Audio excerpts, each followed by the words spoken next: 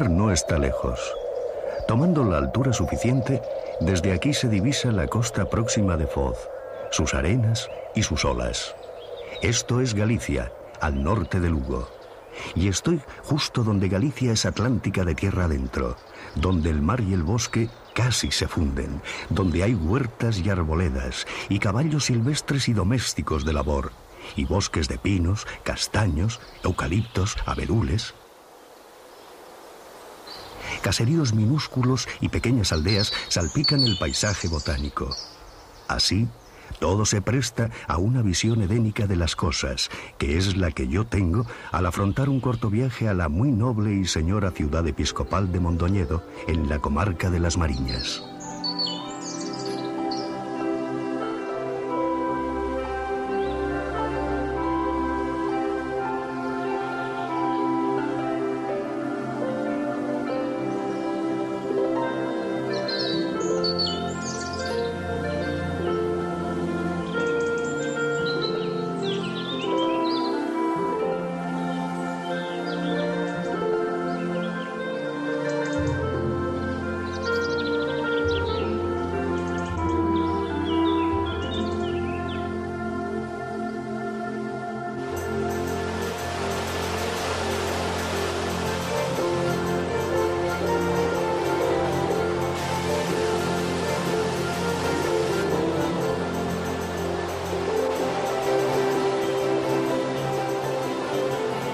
Toda Mondoñedo está envuelta en aguas.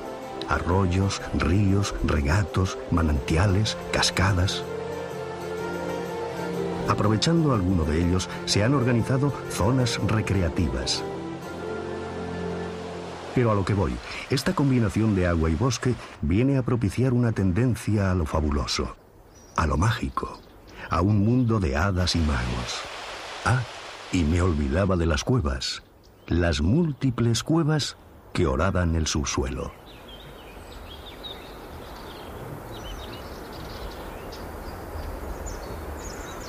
La cueva del probablemente imaginario rey Cintolo es una de las más largas de Galicia. Por aquellos kilómetros de galerías adornadas de estalactitas se aventuran los espeleólogos que seguramente no saben cuál fue la desventurada historia de aquel rey y de su hija, asesinados por un pretendiente despechado. Ni siquiera, seguramente, sospechan de los tesoros que la leyenda dice enterrados en aquella espelunca. Si lo sospecharan, los buscarían, pero seguramente sin suerte.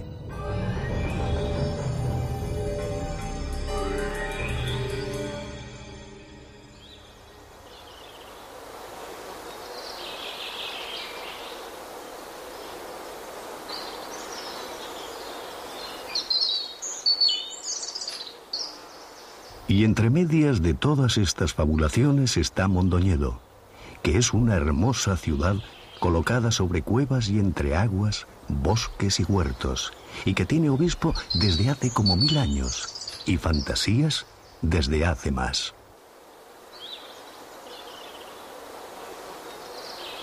Mindoniano es el gentilicio de Mondoñedo. No me voy a entretener en explicar por qué. Por tanto, me limito a decir que el aspecto mindoniano es de una ciudad armoniosa, de pizarra y cal, basada en una geometría de triángulos bajo la cual se mueve la vida.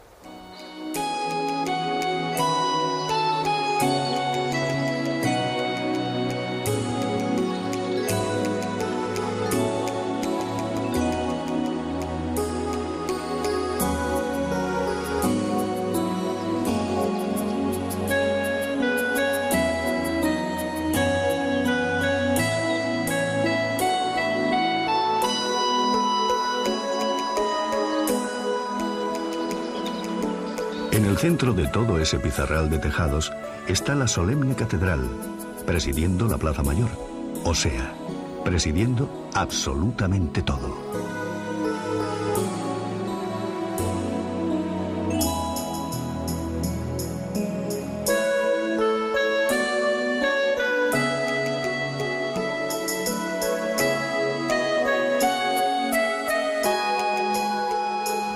Y aquí me encuentro a un viejo amigo, Álvaro Cunqueiro.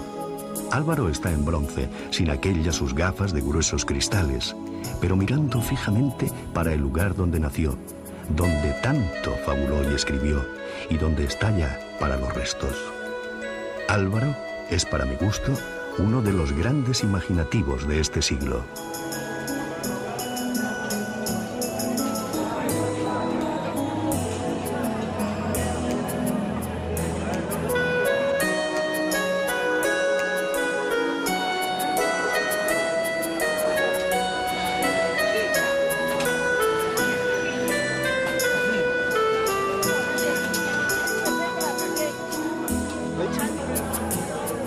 La plaza, con ser tan solemne y episcopal, una vez a la semana se pone de mercadillo, y entonces se llena de gente y de ruidos. Pero no tarda mucho en recobrar su aire circunspecto, su silencio de piedras y siglos, y es entonces cuando aquella silenciosa soledad la rompen únicamente las campanas. Las campanas de Mondoñedo tienen cada una su nombre. Nombres de mujer. A las 7 de la tarde de todos los días tocan durante un cuarto de hora sin parar.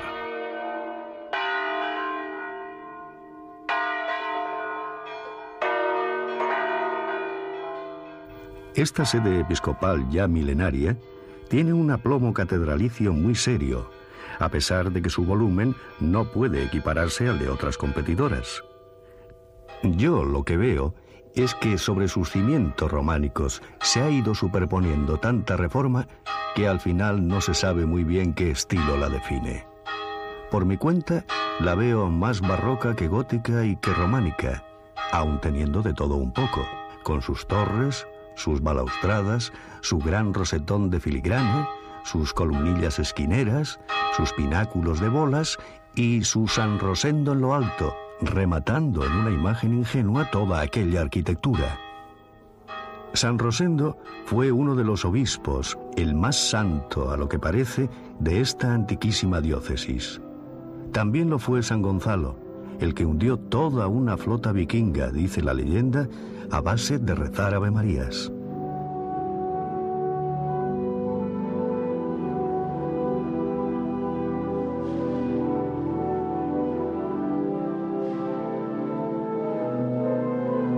Los órganos barrocos de trompetería horizontal llenan de sonidos las amplias naves de la catedral, a cuyo fondo resalta el gran retablo rococó profuso de dorados y policromías. Hay dos apóstoles dando escolta al motivo central, que es la Asunción de la Virgen. Sube ella, muy ayudada por angelotes, hasta donde la espera una representación barroca de la Trinidad. Otros ángeles más adultos asisten a la escena. Lo que me maravilla no es tanto el oro y la policromía, sino el movimiento de los cuerpos y las ropas y la expresividad de las figuras.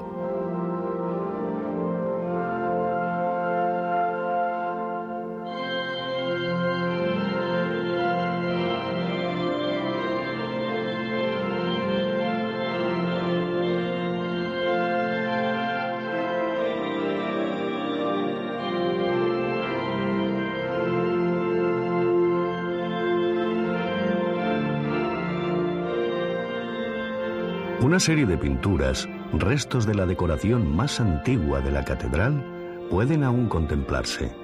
Son ingenuas interpretaciones de la vida de San Pedro y de la degollación de los inocentes.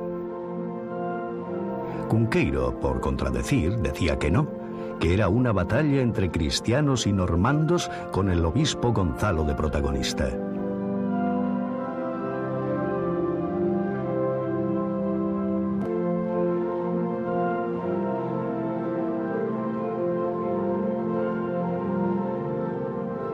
En la sillería del coro, donde hago pausa y un poco a hurtadillas me siento, veo las delicadas tallas en nogal de geometrías variadas y formas de seres fantásticos.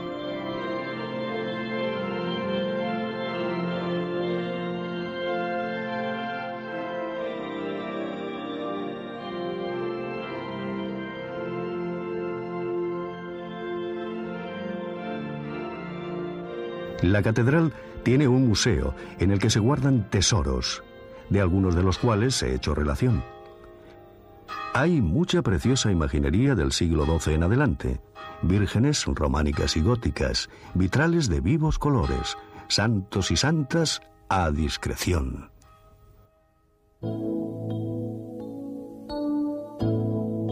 Para que el visitante curioso se haga una idea de lo que era el despacho de un obispo, aquí se conserva el de Monseñor Vélez de Guevara, o una reproducción aproximada. Además, hay un dormitorio episcopal con sus accesorios.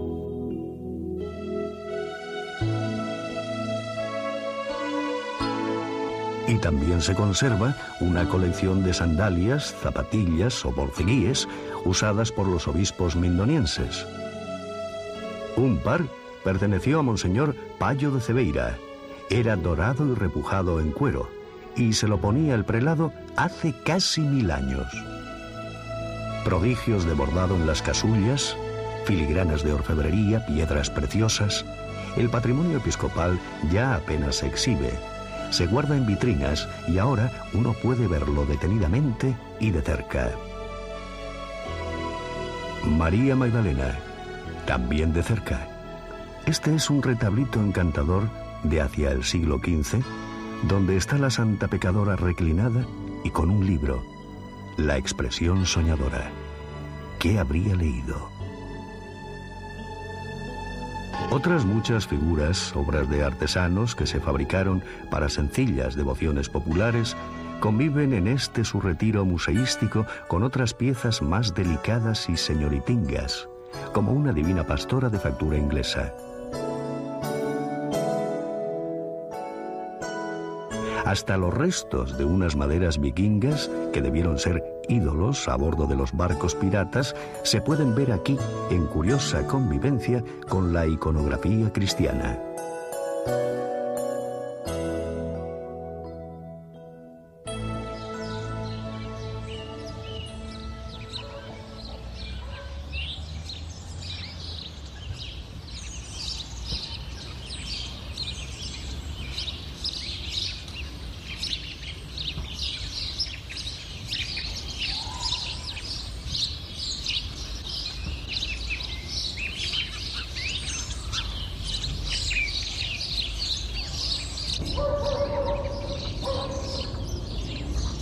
Cambio de museo. Es fuerte el cambio. El mago Merlín, personaje sobre el que Cunqueiro fabuló a partir del hechicero de la corte del rey Arturo, dice encarnar hoy en la persona de un librero de Mondoñedo. El mago Merlín, en esta ciudad de fantasías, tiene también su museo propio, que es un caos esotérico donde se mezclan libros, periódicos, cromos, imágenes, fetiches, animales disecados y, en fin, de todo un poco.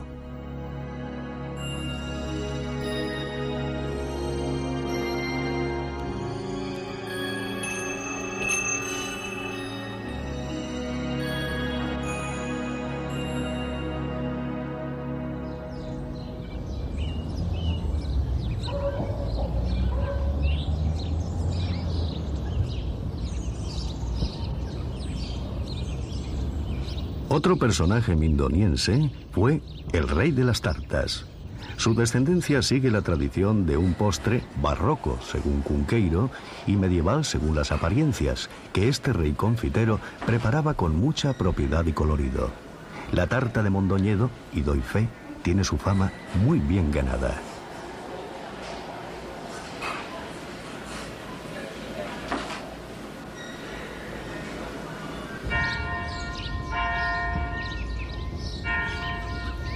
Pero es que esta es una ciudad eclesiástica donde las haya, y tengo por fuerza que dejarme de pastelería y volver a las esencias clericales.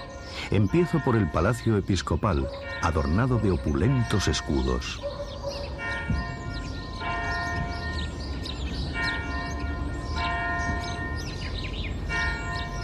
El seminario, que es donde se planta la semilla del clero. Este es un enorme edificio de origen en los años 1600 y remozado siglo tras siglo, muy severo salvo en las graciosas torrecillas esquineras. Allí estudian y corretean los escasos clérigos del futuro.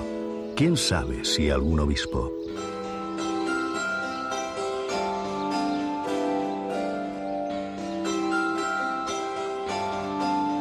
Me abruma la biblioteca de este seminario porque pienso que nadie podría en toda una vida leerse sus 20.000 volúmenes. Y así, abrumado, me voy al convento de las Concepcionistas.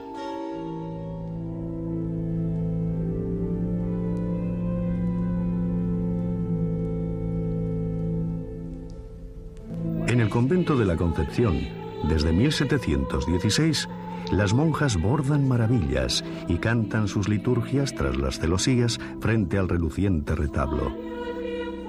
Son las únicas monjas de clausura en esta ciudad tan monjil y frailuna.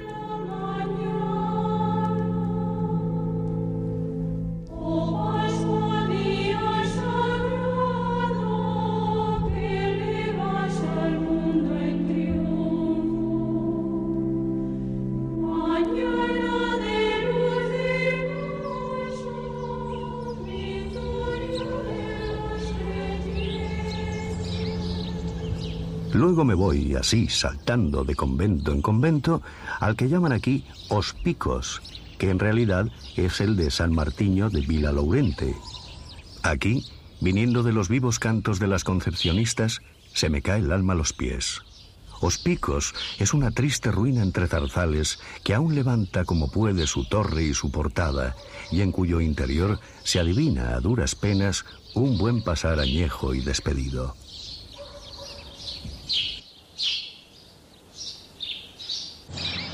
Alternando entre conventos, paso por el gran edificio del Hospital de San Pablo y San Lázaro, donde se exhibe el más grande de los escudos de Mondoñedo. Una combinación del de la ciudad y el del obispo Sarmiento. Y luego ya Los Remedios, que no es convento ni iglesia, sino santuario. Los Remedios tiene una ubicación, yo diría que privilegiada, dominando una alameda muy bonita y con un interior que, según me informa un conocedor, es lo mejor que en barroco puede encontrarse en Mondoñedo.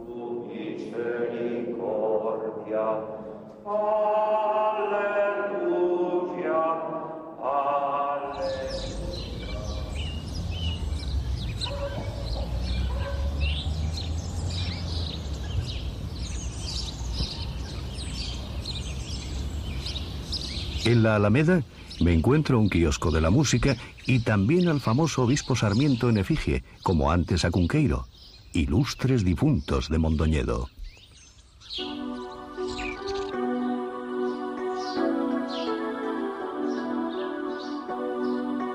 Ilustres difuntos, pobres y desconocidos difuntos. No sé qué atractivo tienen los cementerios viejos, pero lo tienen. En este de Mondoñedo he ido a dar, entre tanto muerto e ignorado, con los lugares donde reposan los huesos de individuos geniales, como el gran poeta Leiras Pulpeiro o el gran fabulador Álvaro Cunqueiro. Álvaro quizá fuera porque veía tan mal, por lo que fabulaba tan bien.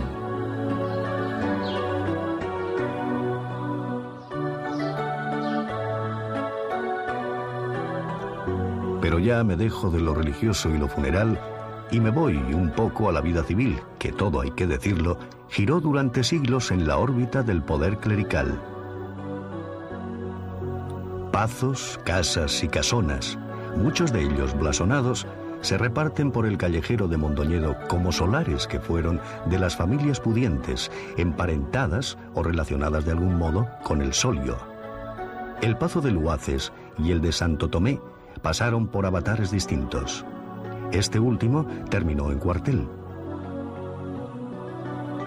La Casa do Concello y el Consistorio Viejo son edificios de la administración civil que se han ido adecentando y poniendo su vetustez al aire de los tiempos.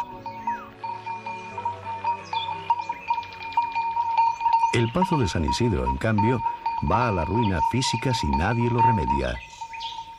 Fue pazo rural y antes convento, pero ahora le come el abandono y la hiedra le trepa por los cuarteles del antiguo escudo.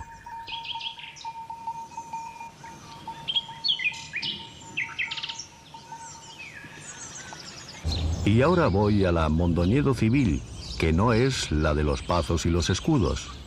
Es la de la Rúa do Ponte, donde quedan largos lienzos de la muralla antigua.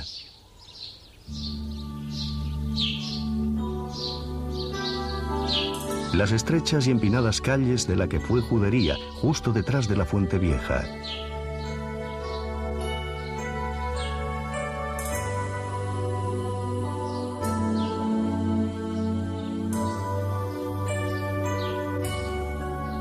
La Fuente Vieja, dije, y es que por Mondoñedo voy siempre a remojo. Agua por todas partes. Esta Fonte Bella es de 1548, lo que acredita cumplidamente con un escudo imperial y otros dos del obispo Diego de Soto, que la mandó construir.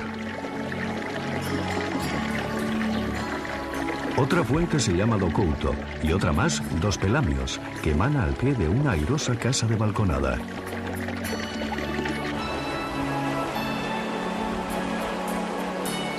Tanta agua exige puentes. De los que tiene en activo Mondoñedo, el más célebre es uno romano al que dicen del Pasatiempo, porque allí entretuvieron a la esposa del mariscal Pardo de Cela, que traía el indulto de su marido justo el tiempo de cortarle la cabeza. Esta es una leyenda más de esta fantasiosa ciudad, pero aquí no terminan ni el agua ni las fantasías. Un fantástico barrio de Mondoñedo se llama Dos Muiños, o sea, de los molinos. No sé si fue Cunqueiro, aunque creo que sí, quien lo llamó la Pequeña Venecia. Para atravesar los canalillos que surcan todo este singular barrio, o sea, para ir de casa en casa o de acera en acera, hay que pasar sobre grandes lajas de pizarra. Este terreno fluvial y casi palafítico estuvo hasta hace poco poblado de los molinos que le dieron nombre, de los que, cuando por allí estuve, solo quedaba uno en activo.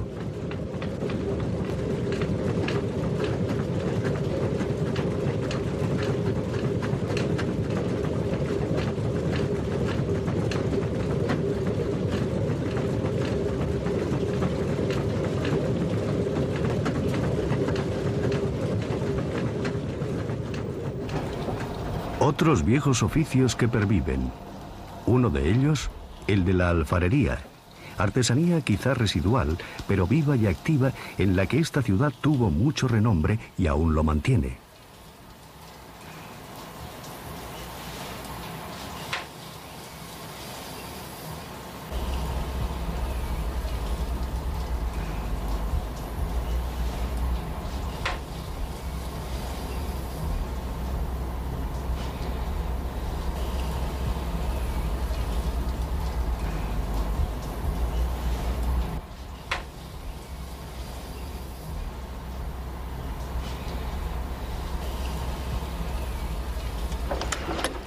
Otro oficio es el de la cantería de la pizarra.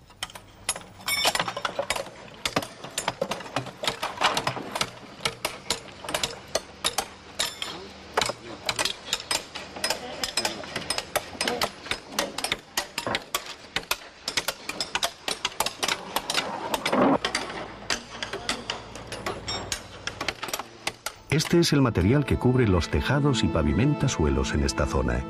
Vista desde arriba, Mondoñedo tiene un sombrero de pizarra.